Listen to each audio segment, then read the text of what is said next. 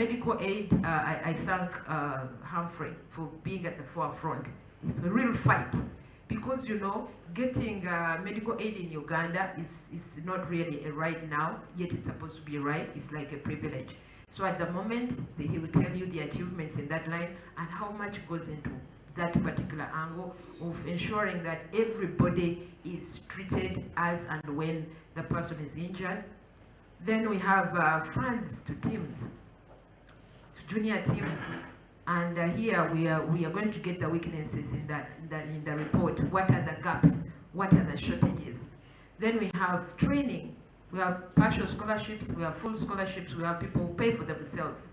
It's up to a particular team to realize where do you need the particular aid, and then you inbox me. You do some lobbying around so that you can be able to benefit more and more from a program.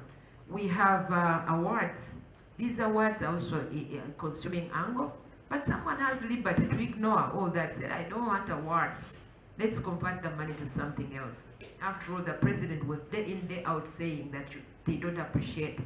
So can we convert that money to an appreciable, angle? Can we give it directly as a retainer to someone? These are areas that we need going forward. If we don't want awards, say one club taking 128 million, can it be shared? So let us try to think outside the box, but not being pressed to be aligned to a system which we don't want as teams. Then we have the regulatory framework, which is being undertaken by Fufa, ranging from officiation at matches. The good or bad is a different chapter. But you can't have a match with no referees. At least that has been maintained. But having them do the right thing is now another angle. Then we have advocacy and lobbying, which has always been undertaken by the Federation, including but not limited to the recent enactment and ascension of the bill by the President. We had to go back and forth, presenting in the different forums to have this bill enacted. You can imagine since the 1960s, when the bill that was there is the one that we are still operating under. They mentioned terminologies that are not existing, like manager of a district, things that are not anywhere. By that time, probably the Mapera, Mansi, probably those managers were there, but now they are no longer there. So we can probably say that lobbying and advocacy, to some extent, has been achieved. Then representation. Yes, representation is a role that Fufa has day in, day out executed. The marketing, the joint marketing, you have seen these programs running on TVs and everywhere. And football development, here you look at the very team members from your teams going on to the national team, being given exposure, and then being trained, the CEOs being trained, the provisions for pharmaco. Some people say, I won't even attend pharmaco. Yes, it can be an option to you, but training never ends. Even if it's not football, you still have to go training in one way or another. Then we also have payments for referees. There's so much if someone can go into mentioning that. But now I wish to come to the gaps. The gaps are really, really very stressful and an inch to the members of the teams. To me, there is nothing painful like running a club, managing a talent, especially in this world of people saying they have the right to speak, is very, very complicated. I have been going through player status files, and it's amazing how the boys report their bosses on a daily basis. Someone comes from a club and makes a huge file. That is why you find people at Fufa, they know you, but you don't know how they know that much about you. It's these team members of yours who come and then they pour out, this signature is not mine, those people didn't pay me the sign on, this and that. So managing a talent is very complicated. So that is why we need now to come up with a relationship that respects one another. If you're at Fufa, you have no audacity to discredit a club per se. Go through the right methods. It's hard to bring up a club that can go up to the Premier level. So before you attack a club, before you criticize, before you take what the player has written or said, please double click, think twice, let's compare notes behind the bar. Don't go to the media to say, now this one did not qualify, we have a temporary pullout of the licensing. And when I go to media, they tell me, but these two clubs didn't qualify. What are you saying, head of competitions? I said, who told you? That yes, we know. As many people we know. So who is leaking this information? Then you keep, that is a negative, a detriment to the club progress. Probably there are sponsors who are still in the offing and they want to engage the club. And the federation is coming out to say, this team is not even qualified to play in the next season. So let's watch out as a federation. Whatever we utter out is no longer secret to us. Let us respect these clubs so that they fail on their own, but not out of our utterances. Then we have right here, there was a promise. We went through some things yesterday, and I've been told to air them out. There is a promise of the 50 million at all levels. The Premier League is supposed to be getting 50 million Uganda shillings as now an extra contribution. And this was passed as a resolution from the Delegates Assembly in Gulu. So whatever is passed at that level becomes a law, and it is income. It is like a law. There is no way you can bypass that.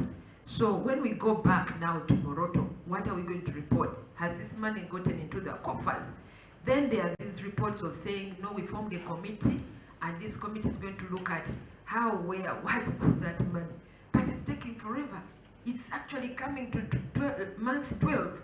So this is a serious concern, and ladies and gentlemen, we are really putting up a spirited fight to ensure that at least Premier League is prioritized. When we did that, they said, even big league, even this, so nobody's small, nobody's big, then you enter into those fights.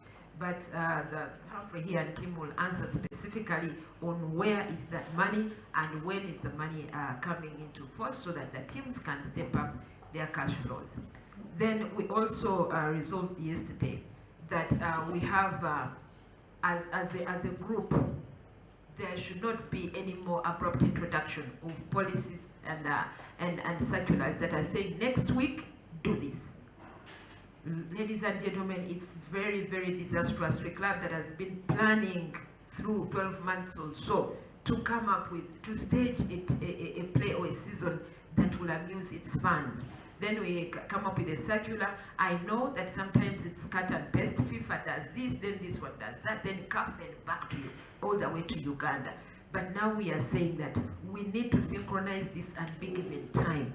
We can adapt it, but then we say the start date can be in the power of a federation of a country to say, let us give this grace period for teams to adapt, synchronize, and make sure they are comfortable. Because if something doesn't work out, then it's useless to even come up with that kind of regulation. I'll give an example that government has very beautiful laws, but they don't live beyond a year or two. Tighten your seat belts, every car must have a seat belt, then do this, then do that. But it doesn't live beyond a time. So we don't want to inherit, some things that will not stand the test of time.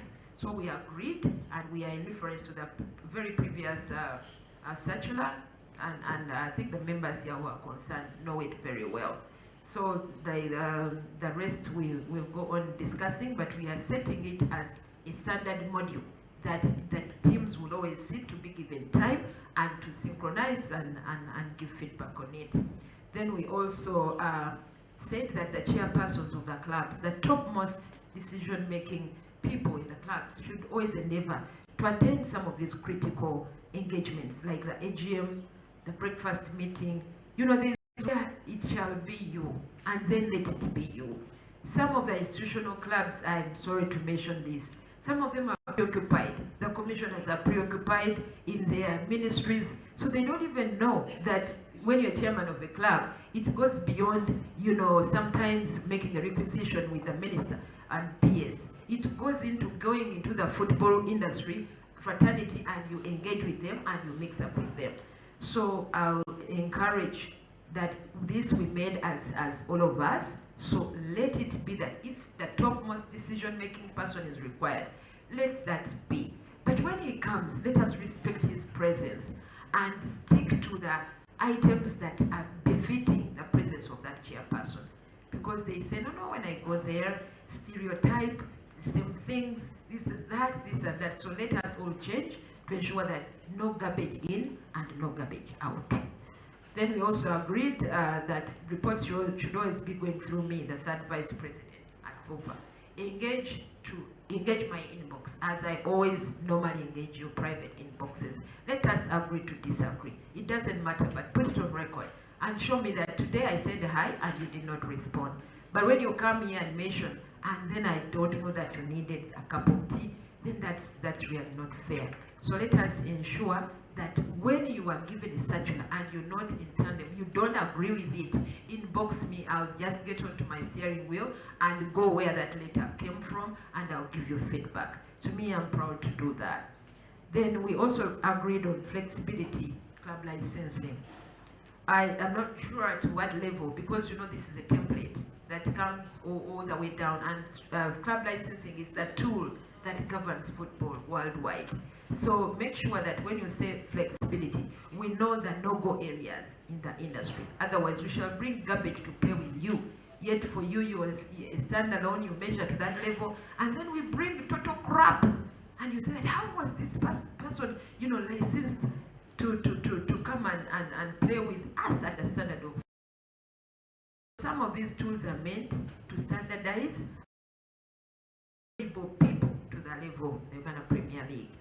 And we agreed to say that the resolution of Ginger, we made a resolution in Ginger, I was there and those who were there remember very well when we were doing the final amendment for the UPL, and that we formed a committee, that the committee should immediately sit, and we gave it 2 weeks to review the resolution there, including the acts of veto powers for the federation and so on. Probably some of our problems are emanating from that particular resolution, popularly known as the Ginger resolution. So I think from here, that the team will start working back to back, get a copy, synchronize it, line full stop by full stop, to ensure that it reports back to us. And as I come to the end, we also talked about the junior teams, that students, if we are talking about the Fufa Junior League, we should not have the fixture starting with third term of a calendar year. That these are in school, and we appreciate that education suffices. Education is priority, is key to the upbringing of a child in the country. So we strictly said that this should be revised, and not only this time, but whenever there is anything to do with Premier League that is coming from the school's assembly, that the Premier League should be consulted in writing, and they should send back and say, okay, that one suits us in our junior teams. That one they say. Then the start times are here, so I won't go so much into it, but we said, dear members of start times, that the payments are very irregular. We appreciate, and we know that you have taken us this far, but they are irregular, and the members were quite concerned. So if it could be a little bit stepped up and more regular than it is, they would appreciate. But they thank you for the support, and I think you're 1 in a million that does that so far for the clubs. They want a benchmarking visit. It was promised that it was in Morocco, and then there were political issues in CAF. So now Morocco. So we are saying we need an immediate international exposure of the chairpersons of the clubs to a country at the status of Morocco, and all, so that this should not exceed the next 6 months when they could be exposed, so that they can cut and paste. So when we blame them, we should refer to the exposure we gave them. So this investment, I'm writing a letter, and I'll get a response and bring it back to all chairmen, what we have agreed and how it's going to be declared. So I think these are, we talked about regular meetings, breakfast meetings to be enacted. Yes, and this I've already mailed to the Forum of Presidents of Fufa. I have sent it this morning. So, and UPL to get a home, a formal home, that is picky-ponky, moving about, we need a home. Thank you so much. I think that is what we kindly talked about. I wish to end my speech here by thanking you so much for listening to me, and I encourage you to have a candid discussion for God and my country. Thank you. you very much.